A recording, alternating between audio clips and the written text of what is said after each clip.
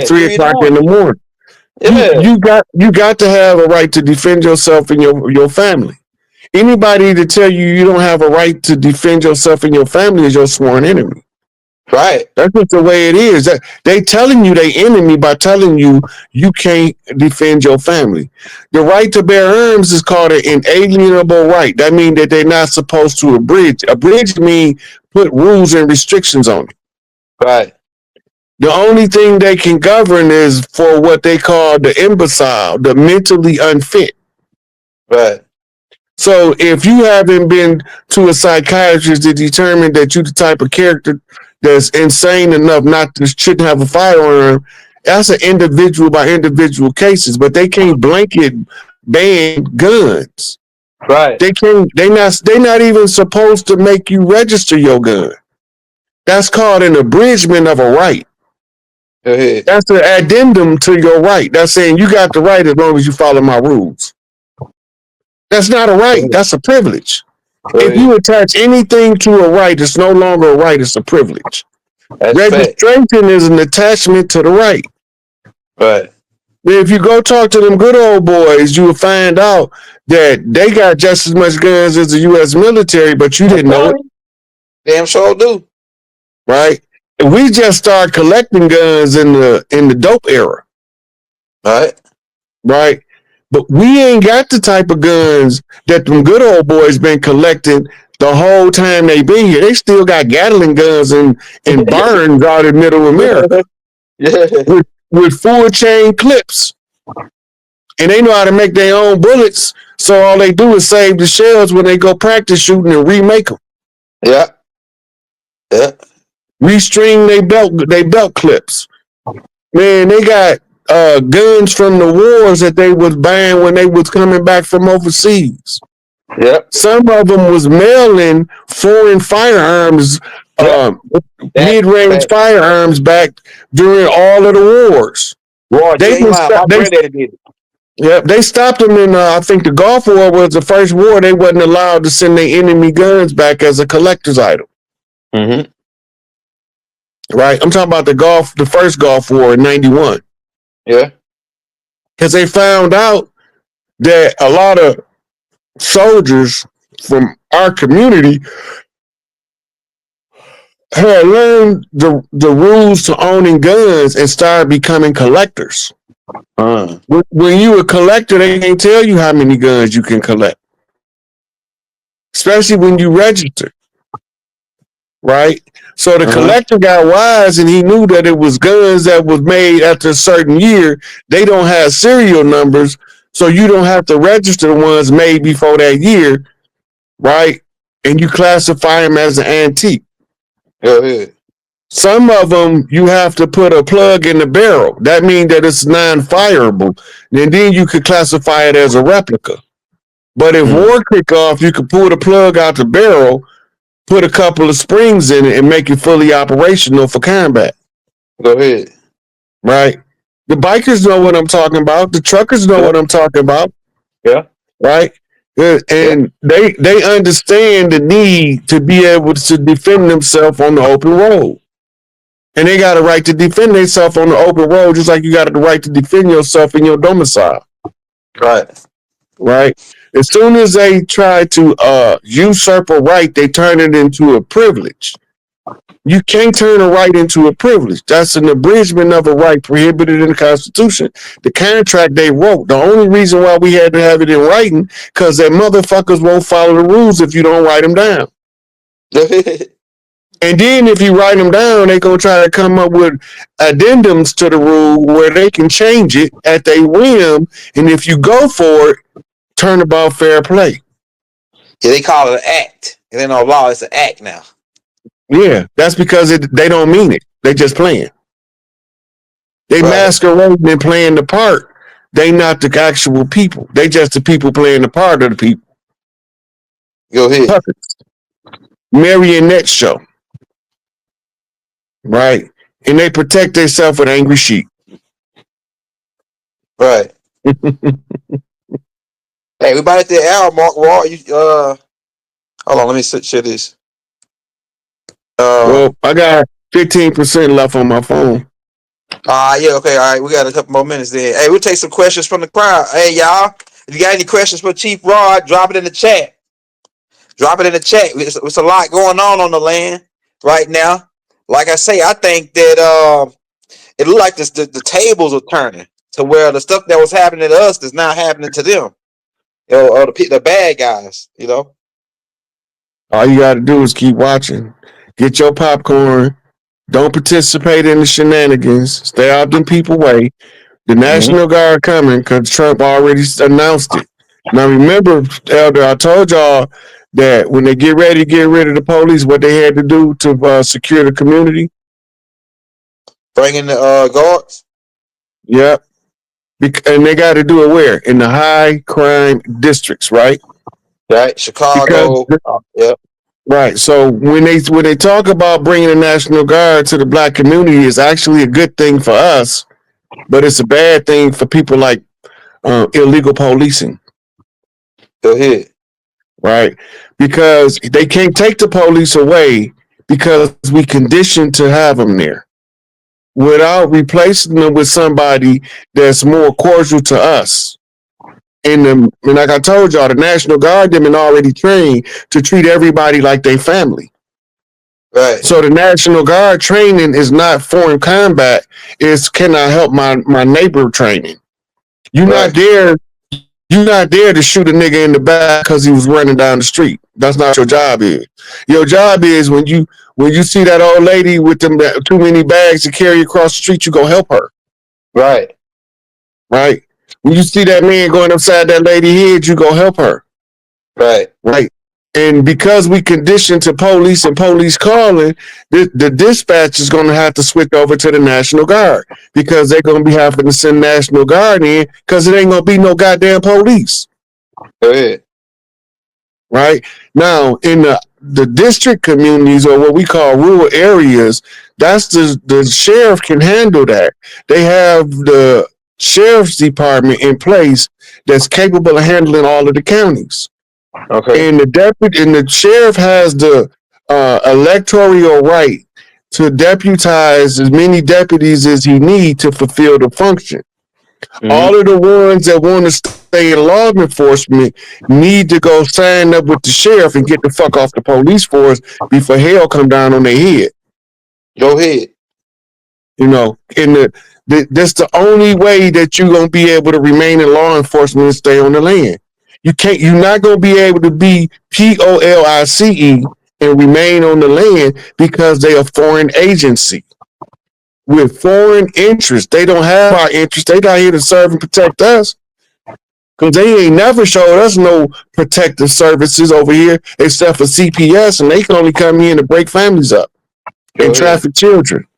Right? So they have no caring compassion for us. All they want to do is bust us upside the head, shoot us in the bed, shoot us on the street, shoot us on our feet. Wherever they catch us at, they want to kill us because it's warfare. It's not what people think. They've been lying the whole time. They don't belong here. Right? And you got proper people in place who took the oath to prevent them from doing the debauchery they doing, from doing the corruption they doing, from administratively asserting a foreign jurisdiction. That makes them domestic enemies when they from here and they work for a foreign agency. They all should be registered under the Foreign Agent Act and the Aiding and Abetting of the Enemy Act. What they call it, it's not called aiding and abetting the enemy. It's called working with the enemy or something like that. Yeah. Trading with the enemy, something like that. Yeah. Yeah, Trading with the Enemies Act. Yeah. Right. Now, they wanted to make Farrakhan register under the Trading with the Enemy Act in order for Muammar Gaddafi to put the wealth of Libya behind him. So why they can't force these fake ass police to register under the Trading with the Enemy Act for working for London? The London ain't our motherfucking government. Right. Our government's over here supposed to be tribal. And the tribal structure don't look too much different than the structure that they superimposed upon us. This is called, in the CIA lingo, the American corporation. It's called a cutout. right? It's not our government. Them people is hostile forces on the land, hostile to the tribes, belligerent to the tribe. All we trying to do is inform the tribes of who don't belong here in order to get the imposters out. Mm-hmm. Mm-hmm. And Hey, so these sheriffs better start treating people with some kindness and compassion, even if they locked up in their county jails, because the stuff they feed them in there, man, I wouldn't get that shit to my dog. man, burnt burritos, burnt cornflakes, They like do that burritos on and purpose burritos. because they call themselves teaching you a lesson. If you want to eat some decent food, don't come to jail. I understand it, but you can't be holding the tribes hostage on their own land and then giving them malnourished food, Right, right? We understand that you may consider them. They not if they not convicted, they not even supposed to be treated as criminals. right. They ain't been convicted of shit. They was arrested and accused of something. That don't mean that they actually the criminal. That's fact. Sometimes the people that's accusing them is the actual criminal. Go ahead. You know, so the criminal put the innocent person in jail, and you gonna make them suffer for coming to jail because the innocent motherfucker got locked up on the dirty motherfucker's word. Right. No, that's you. If you supposed to be innocent till proven guilty, you should treat a motherfucker like they innocent until proven guilty. Nah, You I ain't gonna shouldn't. lie. Go ahead. You shouldn't be under tents in Arizona in pink jumpsuits because you got locked up. You ain't been convicted yet. Right. If they Hey, now want the to, fit. yeah, if they want you to be treated like a criminal, they should first convict you. Right. Otherwise, you treat a human like a human. You give him his human respect, his human dignity. You supply the nourishment if you're gonna hold him in captivity, or you let him go out and get his own nourishment. Right. Now, in the feds though, in the feds you eat like a king though, man. For breakfast they give you eggs, grits, pancakes, and a honey bun, You man, know and what a that cup of is? orange. Huh? That's because you're close to the master house. Okay, yeah. See, I go to the feds. Hey, the state time is hard time, man. You go to the feds, them boy wearing Rolexes. They got a pair of Jordans on. You know what I'm saying? He walking in there with a That's chain only still on. that's only in certain Fed joints. They all ain't like Yeah, that. yeah. I know, like they all like that. The one in Atlanta Yeah, is though. but you got Sing Sing, Marion, ADX. Them some Mm-hmm. miserable places to be.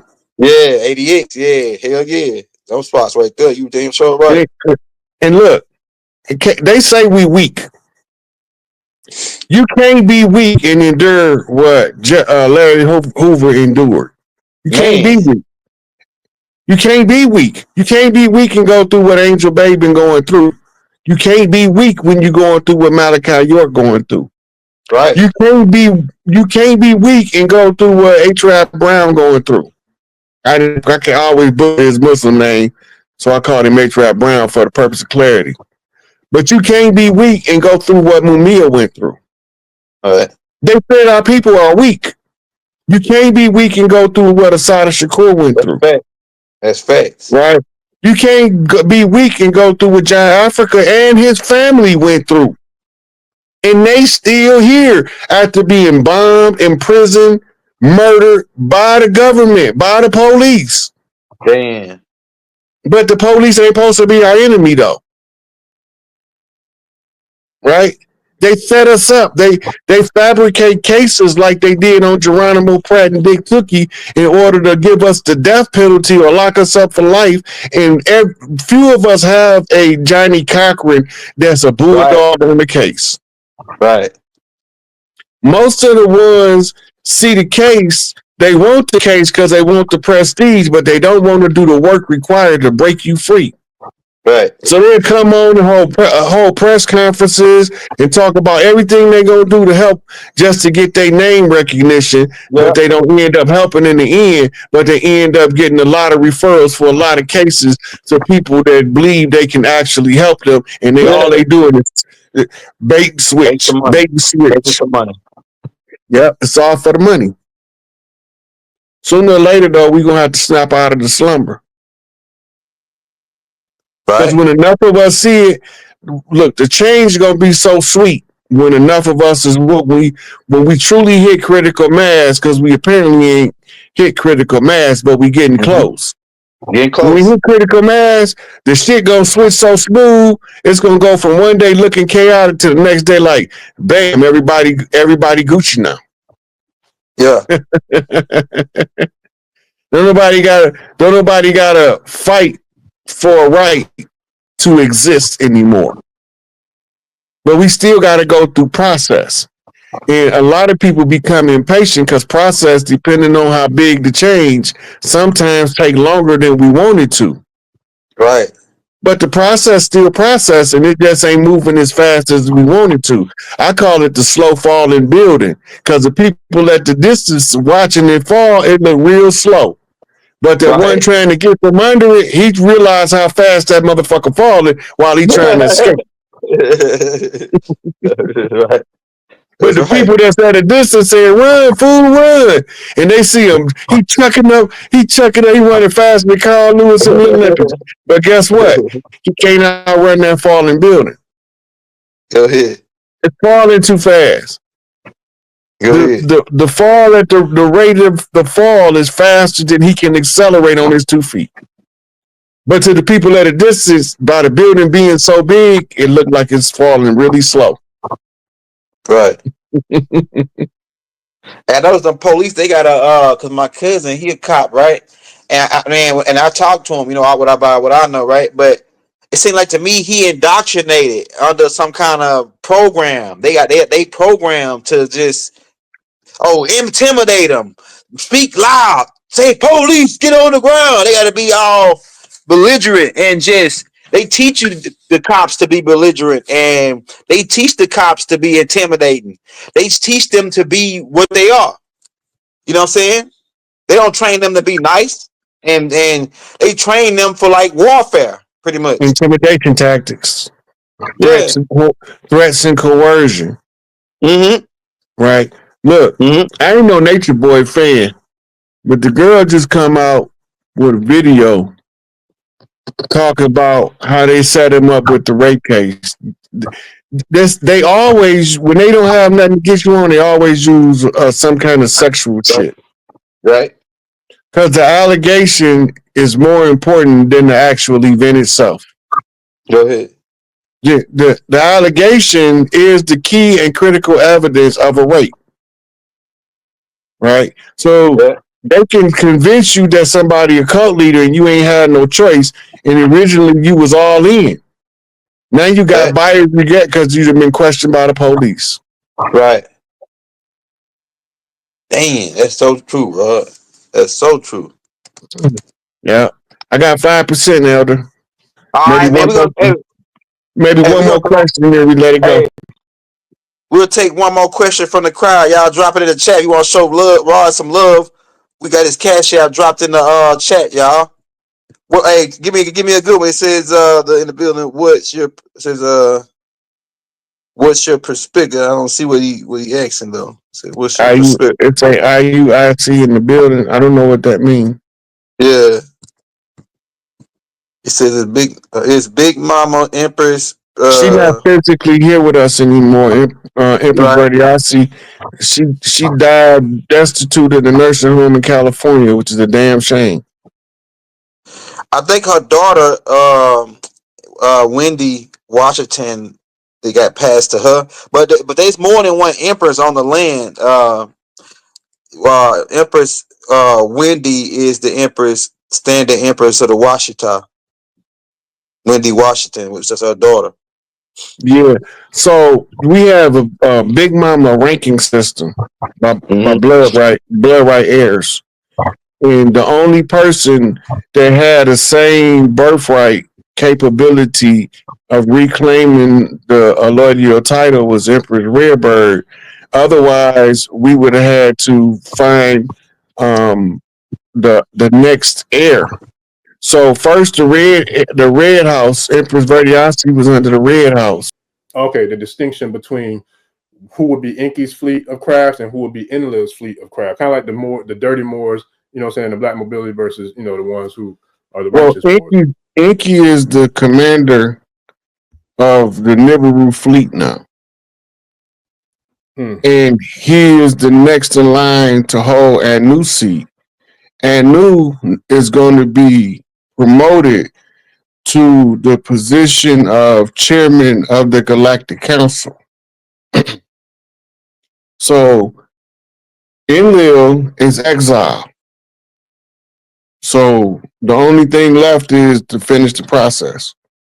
What happens spiritually trickles down physically.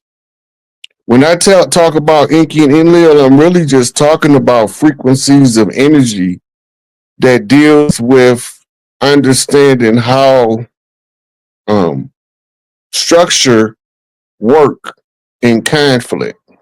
So they become tools of learning, but when you give them a noun, person, place, or thing, people tend to grasp the concept that's attached to it easier. So I read it as energy, but other people read it as a novel.